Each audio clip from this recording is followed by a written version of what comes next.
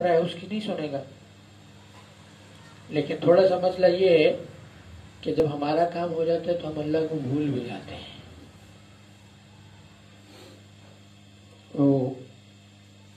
آج ایک جگہ پہ میں پڑھ رہا تھا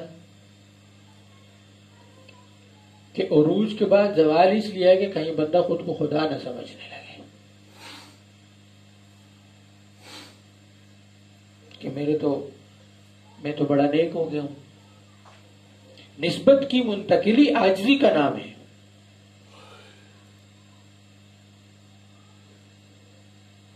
کام تو بہت سارے لوگوں کو ہوتے ہیں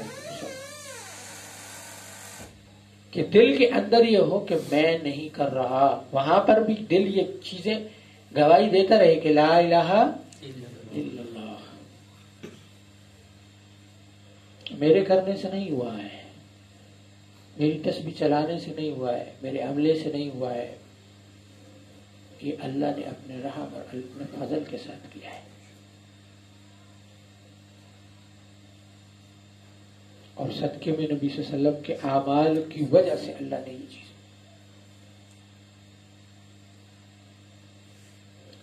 محبت صرف اس چیز کا نام نہیں ہے کہ ہم کسی کے نام کی مالا جپتے رہیں، پھر چاہے وہ استاد ہے، پھر چاہے وہ نبی ہے، پھر چاہے وہ پیر ہیں، پھر چاہے اللہ ہے.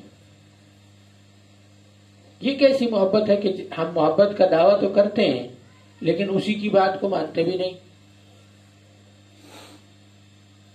پھر محبت تو یہ ہوتی ہے کہ جس سے محبت ہوتی ہے اس کی ہر چیز سے محبت ہوتی ہے، اس کی آل اولاد سے محبت ہوتی ہے، اس کے گھر سے محبت ہوتی ہے، اس کے ملنے جلنے والوں سے محبت ہوتی ہے، اس کے دوستوں سے محبت ہوتی ہے، اس کے بڑوں سے محبت ہوتی ہے.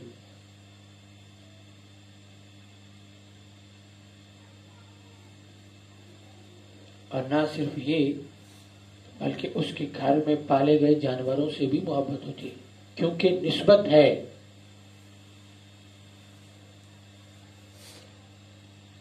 اور یہاں ہم اپنے ہی مسلمان بھائیوں، رشتہ داروں،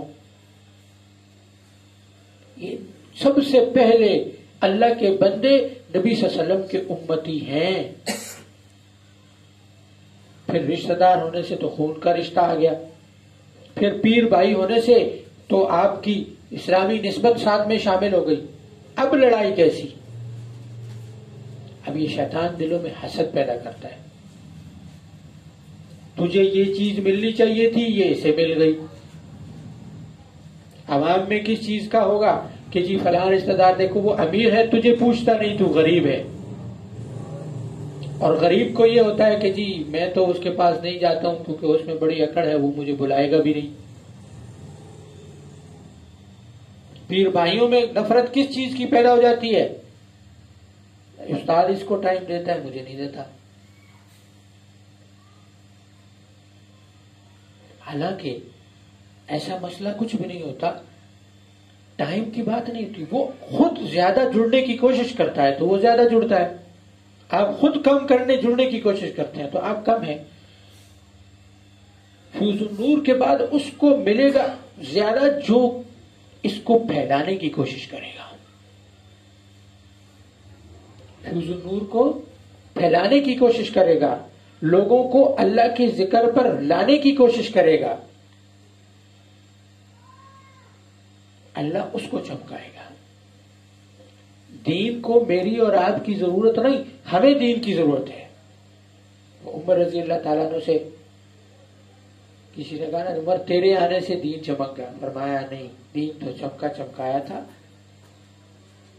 میرے آنے سے میں ہی چمک گیا.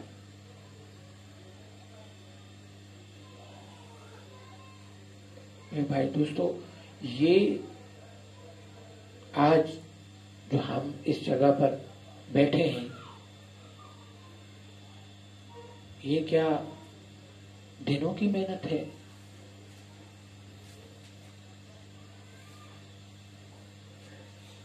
یہ اللہ نے مجمع ایسے نہیں لگایا ہے. اور اللہ آپ کی تھوڑی پر بھی زیادہ کر کے دے.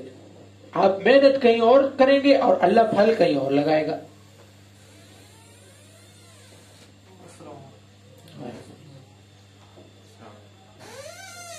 ہماری سوچ بھی نہیں ہوگی، پھل اللہ وہاں سے دے دے گا. اور آگے کیا ہو جائے پھر پیچھے کوئی بندہ آتا ہے.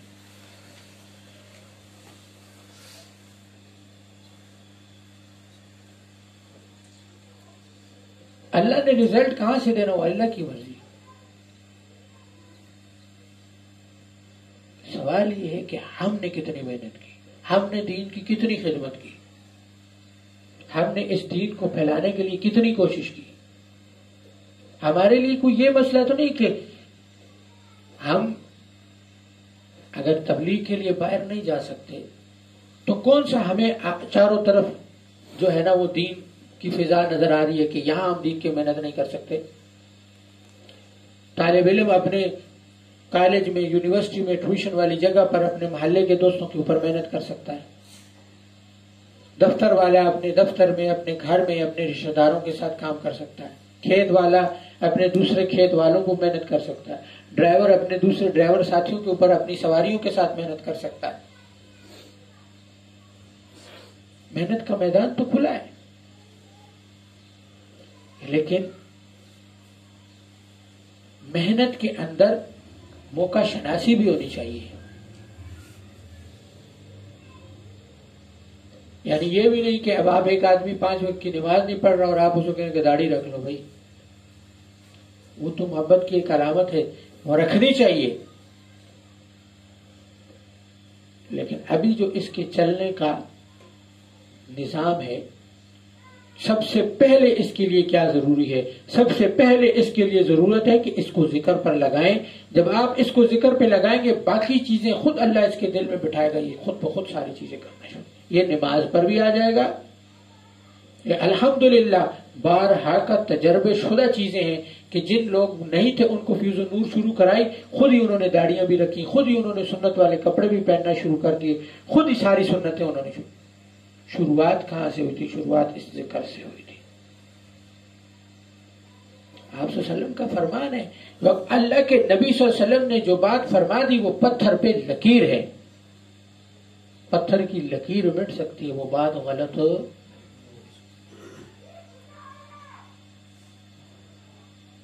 فرمایا ذکر سے اللہ کا دھیان اور قرب نصیب ہوتا ہے. تو جو چلتے پھرتے، یعنی لوگ کہتے ہیں چلتے پھرتے ذکر سے کیا ملتا ہے؟ ہاں، جن کو ملا ہے ان سے پوچھو نا. وہ چلتے پھرتے ہر حال میں اللہ اللہ کر رہا ہے، اللہ اسے کیوں نہیں دے گا؟ اپنے ہر کام میں اللہ اللہ کر رہا ہے، اللہ اس کے ہر کام میں آ جائیں گے انشاءاللہ. کر کے تو دیکھو. آتی ہے کہ تجربہ. پھر ہماری فیض و نور میں کون سا ایسا ذکر ہے جو آپ صلی اللہ علیہ وسلم کی زبان سے نہیں نکلا؟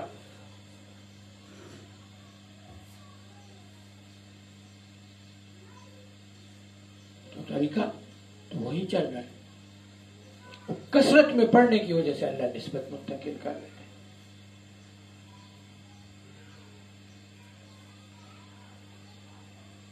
تو میرے بھائی دوستو، یہ جن کو ملا ہے ان کے اوپر تو یہ ضروری ہے کہ وہ اس نسبت کو اپنے تک نہ رکھیں.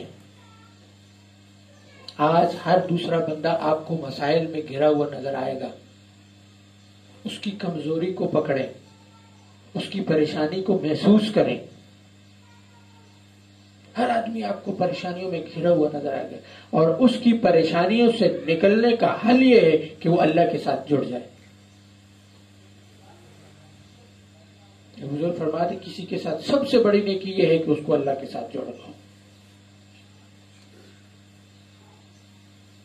وہ آپ سے کٹ جائے گا لیکن اب مار نہیں کھائے گا، کیونکہ جوڑ اللہ کے ساتھ کیا ہے. اس کے سارے مسئلے اللہ خود. وہ حضرت فرماتے ہیں جس نے اس گھاٹ کا پانی پی لیا اسے دوسرے کسی گھاٹ کا پانی مزہ ہی نہیں دے گا. کیوں؟ اللہ سے بہتر کون ہے؟ اس لیے جب ہم اس کی چیز کی بھی محنت شروع کریں کہ لوگوں کا تعلق اللہ سے بن جائے تو اللہ اپنے ساتھ تو ہمارا مضبوط کر ہی دے گا. صرف اپنی فکر نہیں کرنی، صرف اپنے لیے کام نہیں کرنا.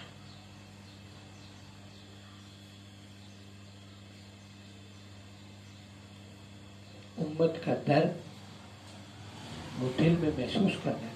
پھر وہ چاہے دنیا کے لیے پریشان ہو، جو دنیا کے لیے پریشان ہے وہ آخرت میں بھی جا کے پریشان ہوگا اگر وہ دیندار، اگر اس کا تعلق اللہ کے ساتھ جڑا ہوا نہیں ہے.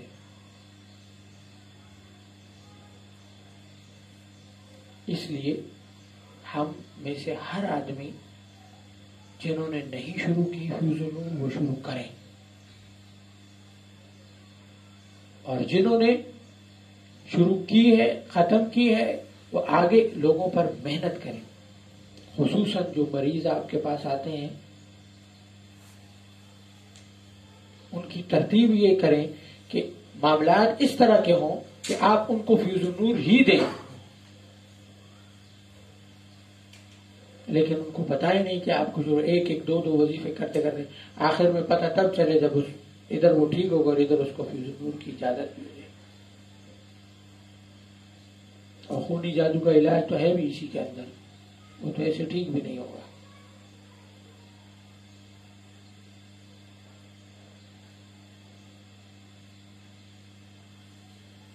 اس لیے اس سلسلے کے اوپر اس کام کو اپنا کام سمجھیں. کام کی اہمیت کیا ہے پہلے بھی عرض کی تھی، اب بھی، کہ اگر صحیح عقیدہ لوگ یا صحیح لوگ یا صحیح نیت والے لوگ نہیں آئیں گے تو باہر دوسرے لوگ کیا ہے، لوگوں سے پیسہ بھی لیں گے، لوگوں سے عزتیں بھی لیں گے، اور سب سے بڑی چیز جو خطرے والے ایمان بھی لے جائیں گے. جادوگر پیر بن کے بیٹھے، لوگوں کو پتہ نہیں، پیسہ جاتا ہے خیر ہے، لیکن عزت، عورتیں اپنی عزتیں گنوا چکی ہیں. یہاں میرے پاس ایک عورت آئی، نرس تھی بیچاری، میں علاقے کا نام نہیں لوں، اس نے کہا فلاں جگہ پہ فلاں پیر بیٹھا ہے، کہتا ہے 15 دن میرے پاس تو گزار، تو ٹھیک ہو جائے گی. اب ایک غیر محرم عورت کا ایک مرد کے پاس کیا کام ہے؟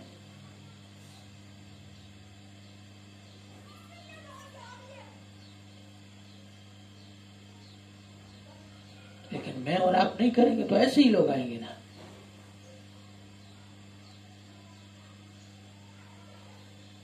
جب ہم میں سے ہر بندہ یہ سوچے کہ مجھے تو اپنا کام کرنا ہے، میری بیوی بچے ہیں، میرے ماں باپ ہیں، وہ لوگ تو کریں گے نا. بس صرف افسوس ہوتا کہ فلاں کے ساتھ جاتی ہو، او ہو جی اللہ بہتر، بس ختم. تو مسلمان کو اللہ نے صرف اسی لیے پیدا کیا.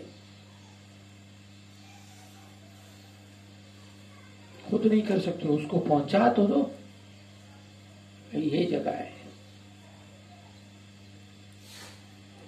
باقی علاج اور یہ چیزیں تو الگ، اس کے ایمان کی فکر کرنا. مال کا مسئلہ نہیں ہے، وہ تو جو جائے گا، وہ جو نصیب میں وہ جائے گا. مسئلہ ایمان کا ہے.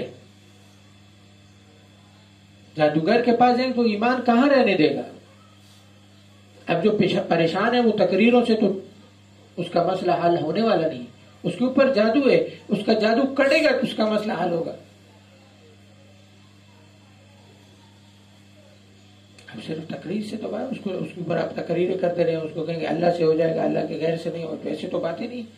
ساتھ میں جب یہ باتیں کریں گے، ساتھ میں اس کا مسئلہ بھی حل کریں گے اللہ کے حکم سے، تو پھر وہ آپ کی بات مانے گا.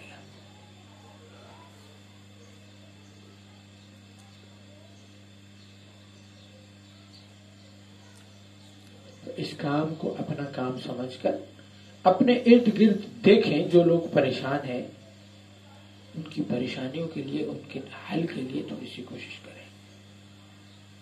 اگر آپ خود نہیں کر سکتے تو جو آپ، اب تو الحمدللہ سلسلہ شاذلی ہر جگہ پر پھیل چکا ہے، ہر شہر میں کچھ نہ کچھ لوگ ملتے ہیں. آپ کے جو عزیز و اقارب کہیں پر پھنسے ہوئے کسی شہر میں ہیں،